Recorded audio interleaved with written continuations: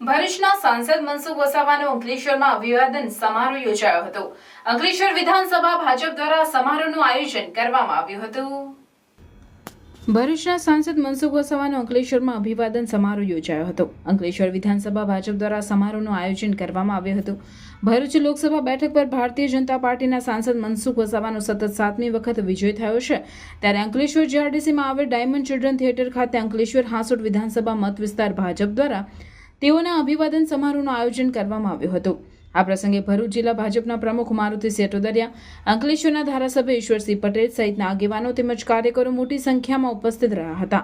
આગેવાનો અને કાર્યકરો દ્વારા મનસુખ વસાવાનું સન્માન કરવામાં આવ્યું હતું।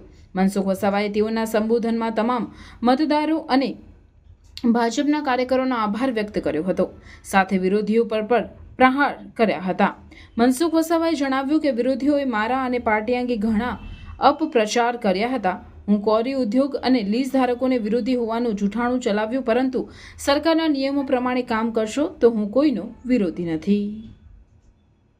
એના સ્થાનિક લેવલના કોઈ પ્રશ્નો હશે એના માટે રાજ્ય સરકાર અને ભારત સરકાર બિલકુલ સક્ષમ છે। અમારી ટીમ આવનારા દિવસોમાં પણ લોકોના જે પણ કોઈ પ્રશ્નો હશે એ પ્રશ્નો ચૂંટણીમાં ક્યાંક અમને ક્યાંક ઓછું મતદાન થયું હોય કે નહીં થયું હોય એ જરા પણ ધ્યાનમાં લીધા વગર સમગ્ર ભરૂચ લોકસભા વિસ્તારમાં આવતા બધા જ વિસ્તારો માટે સરકારની યોજના પહોંચે, જે પ્રાથમિક જરૂરિયાત છે લોકોની, એ બધી જ બાબતોને ધ્યાનમાં રાખીને આખા ભરૂચ જિલ્લાનો સારામાં સારો વિકાસ થાય એ સાથી કાર્યકર્તા સાથે રહી, ધારાસભ્ય સાથે રહી અને આવનારા દિવસોમાં અમે કામ કરીશું।